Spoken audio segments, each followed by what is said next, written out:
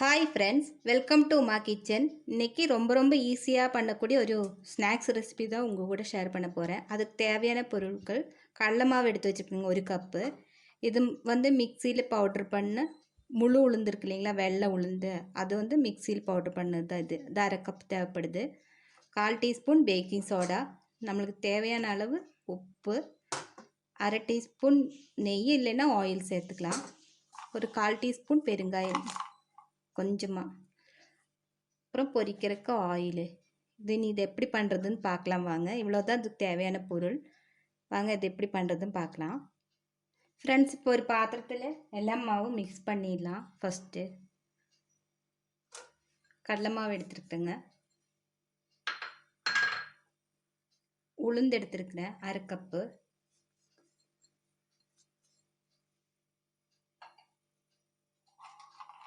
இதில் பெருங்காயம் போட்டலாம். என்னோடய பெருங்காயம் கொஞ்சம் கெட்டி ஆயிடுச்சு, போட்டுடலாம். 1/4 டீஸ்பூன் அளவுக்கு போட்டிருக்கிறேன்.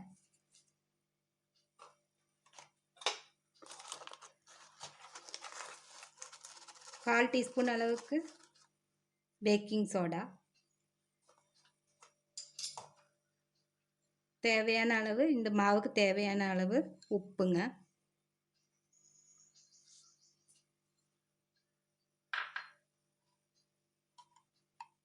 அரை டீஸ்பூன் நெய் இல்லைன்னா ஆயில் ஊற்றுறதா இருந்தால் 1 டீஸ்பூன் ஊற்றிக்குங்க. நான் இப்போ நெய்யுங்காட்டி 1/2 டீஸ்பூன் ஊற்றுறேன். இது நல்லா மிக்ஸ் பண்ணி விட்டுடலாம். அப்புறம் சப்பாத்தி மாவு பிசைகிற மாதிரி பிசைஞ்சிடணும். பிசைஞ்சிட்டு நம்மளுக்கு என்ன ஷேப்பு வேணுமோ அந்த மாதிரி ஷேப் எடுத்துடலாம்.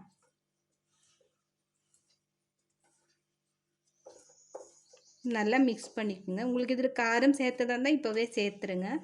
நான் இப்போ காரம் சேர்த்துல. கலர் வேணும்னா கொஞ்சம் மஞ்சத்தூள் போட்டுக்கலாம். இப்போ இதில் தண்ணி ஊற்றிட்டு சப்பாத்தி மாவு மாதிரி பிசைஞ்சிக்கலாம். நல்லா கெட்டியாக பிசைஞ்சிடுங்க. சப்பாத்தி மாவு நம்மளுக்கு நல்லா நைஸாக திரட்டுற மாதிரி வரணும். அந்த மாதிரி பிசைஞ்சிருங்க.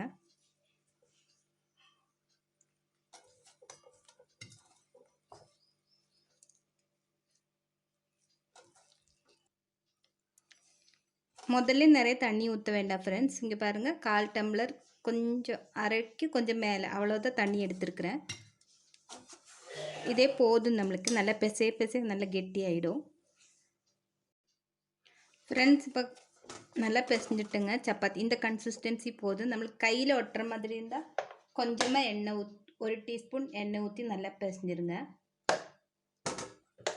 இப்போ கையில் ஒட்டாமல் நல்லா வந்துடும். இது ஒரு 10 நிமிஷம் இப்படியே மூடி வச்சுக்கலாம். அப்புறம் நம்ம திரட்ட ஆரம்பிக்கலாம். அப்போ கொஞ்சம் மாவு சாஃப்ட் ஆகிடும், நல்லா திரட்ட வந்துடும்.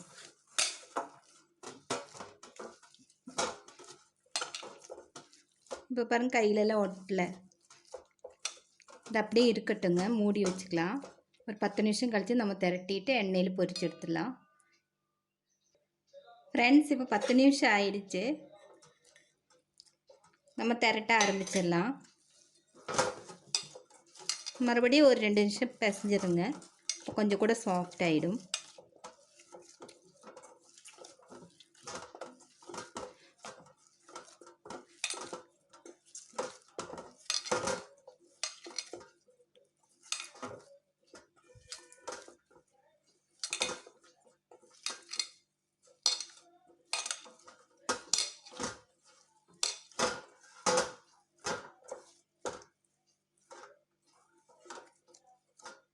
இப்போ மாவு நல்லா சாஃப்ட் ஆகிடுச்சுங்க.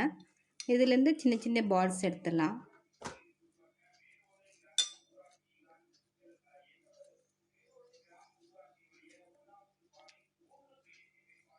நீங்கள் ரவுண்டாக கூட இது அப்பளம் மாதிரி கூட பொரிச்சு எடுத்துடலாம். நான் இப்போ இந்த மாதிரி எடுத்து ஸ்கொயரில் கட் பண்ணி ஒரு டிசைன் பண்ணி தான் பொரிக்க போகிறேன். அது எப்படி காமிக்கிறேன் உங்களுக்கு. ஃப்ரெண்ட்ஸ், இப்போ நம்ம திரட்ட ஆரம்பிச்சிடலாம். நம்ம மைதா மாவில் கொஞ்சமாக டிப் பண்ணிவிட்டு ஒட்டாமல் இருக்கிறதுக்காக நீங்கள் ஆயில் கூட தடவிட்டு இந்த மாதிரி திரட்டிடுங்க. உங்களுக்கு என்ன ஷேப் வேணுமோ எடுத்துருங்க. நம்ம ஸ்கொயர் ஷேப்பு தான் எடுக்க போகிறேன். நல்லா நைஸாக திரட்டிடுங்க.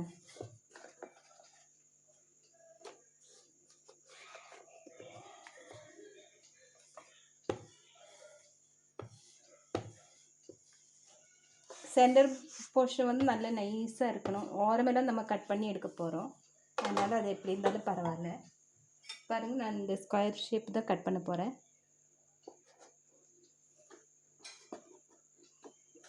இது நம்ம கட் பண்ணி எடுத்துட்டு இது வேஸ்ட் பண்ண வேண்டாம், திருப்பி யூஸ் பண்ணலாம்.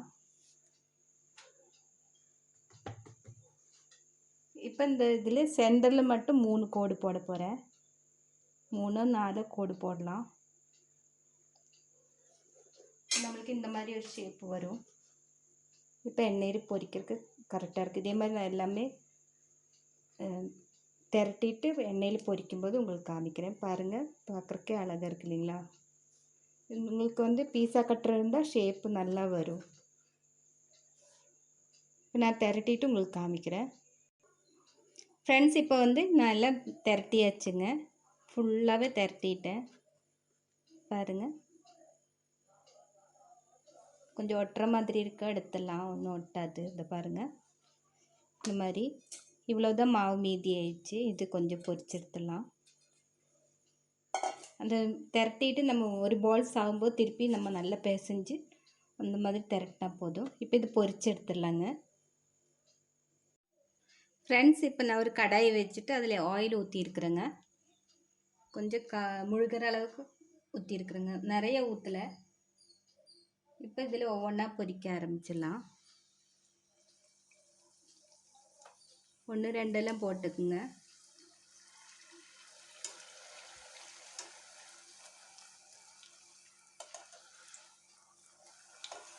நல்ல கிறிஸ்பாக வருங்க, ரொம்ப டேஸ்ட்டாக இருக்கும். இதில் வந்து நீங்கள் புதினா ஃப்ளேவர் பிடிக்குன்னா புதினா ஜூஸ், மல்லி ஜூஸு, அந்த மல்லித்தழை ஜூஸ் எல்லாம் எடுத்து பிசைஞ்சு கூட பண்ணலாம். ரொம்ப டேஸ்ட்டாக இருக்கும்.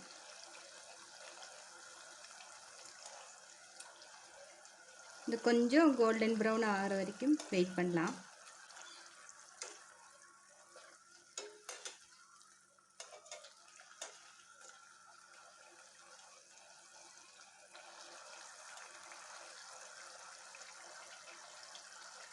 எண்ணெய் நல்லா காஞ்ச பிறகு போடுங்க, அப்போ தான் நல்லா கிறிஸ்பாக வரும்.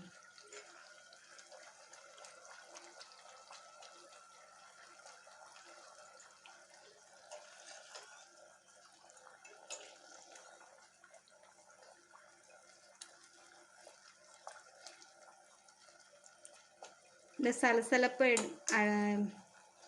நம்ம முறுக்கெல்லாம் சுடும்போது அந்த பபிள்ஸ் எல்லாம் நின்ன பிறகு எடுக்கும் இல்லைங்களா, அந்த மாதிரி தான் இதுவும். இப்போ இதை எடுத்துடலாம். இது ஆயிடுச்சு. இதே மாதிரி எல்லாமே பொரிச்சு எடுத்துடலாம். பாருங்க, போடும்போதே சவுண்டு பாருங்க.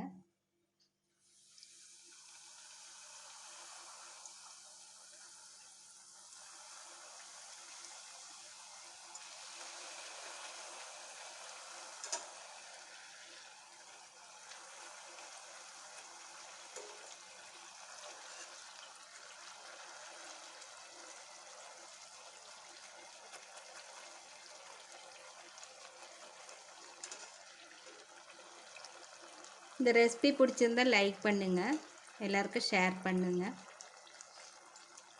என்னோடய சேனல் புதுசாக பார்க்குறவங்களா இருந்தால் மறக்காமல் சப்ஸ்கிரைப் பண்ணுங்கள்.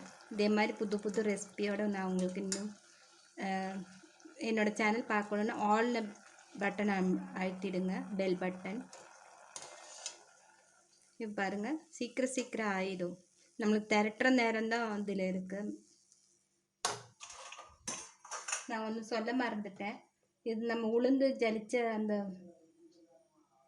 அந்த கொரன்னு இருக்கும் பாருங்கள் பவுட்ரு, அது வந்து வேஸ்ட் பண்ண வேண்டாம். அது வந்து உங்களுக்கு ஸ்கின்னுக்கு நல்ல இது ஸ்க்ரப்பர் மாதிரி இருக்கும். குளிக்கும்போது அதை எடுத்து வச்சுட்டு கொஞ்சம் தண்ணியில் குழைச்சிட்டு மேலால் அப்ளை பண்ணோம்னா மூஞ்சியிலோ கழுத்தில் அந்த பிளாக் கலர் எல்லாம் போயிடும், நாள்பட. நான் எடுத்து வச்சு காமிக்கிறேன், இது ஆகட்டும் அதுக்குள்ளே. பாருங்கள் ஃப்ரெண்ட்ஸ், நான் எடுத்து வச்சுருக்கேன் பாருங்கள். இந்த ஜல்லடையில் அப்படியே வச்சுருக்கிறேன். 1 டீஸ்பூன் பக்கம் இருக்கும். இது நம்ம வந்து தண்ணியில் குழச்சிட்டு அப்ளை பண்ணலாம். கிளென்சிங் மாதிரி தான் இது. நல்ல டெட் ஸ்கின் எல்லாம் ரிமூவ் ஆகிடும். இப்போ இதை இடத்துல அது ஆயிடுச்சு. எல்லாம் பொரிச்சிட்டு நான் உங்களுக்கு காமிக்கிறேன் சர்வ் பண்ணும்போது. ஃப்ரெண்ட்ஸ், எல்லாமே பொரித்து எடுத்தாச்சு பாருங்கள். இப்போ நம்ம இது தூவறக்காக மேலால் பொடி தூவறக்காக இங்கே 1/2 டீஸ்பூன் மிளகாத்தூள் வச்சுக்கோங்க. கொஞ்சமாக உப்பு. நீங்கள் சாட் மசாலா இருந்தால் அது கூட போட்டுக்கலாம். கொஞ்சம் பெப்பர் தூள் 1/2 டீஸ்பூன். இதில் வந்து கருவேப்பிலை நல்லா முறுமுறுன்னு பொரிச்செடுத்தது.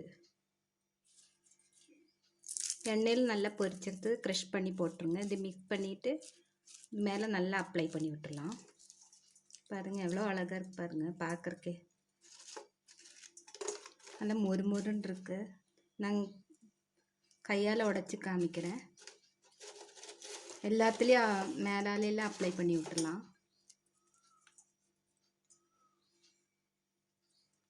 இப்போ நான் இது சர்வ் பண்ணிவிட்டு உங்களுக்கு காமிக்கிறேன். இது பாருங்கள் எவ்வளோ கிறிஸ்பியாக இருக்குன்னு.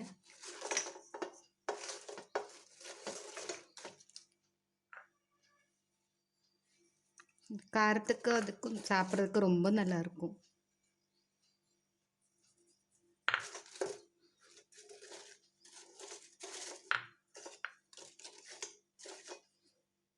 ஒன்று எடுத்து உடச்சி காமிக்கிறேன்.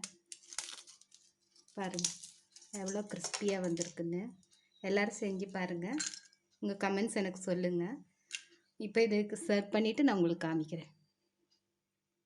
பாருங்கள் ஃப்ரெண்ட்ஸ், வித்தியாசமான சுவையான அந்த ஸ்நாக்ஸு நம்மளுக்கு ரெடி ஆயிடுச்சு. ஈவினிங் ஸ்நாக்ஸு எல்லோரும் செஞ்சு பார்த்துட்டு உங்கள் கமெண்ட்ஸ் எனக்கு மறக்காமல் சொல்லுங்கள். இந்த வீடியோ பார்த்ததுக்கு ரொம்ப ரொம்ப தேங்க்ஸ். பார்க்கவே அழகாக இருக்குது பாருங்கள். தேங்க்யூ.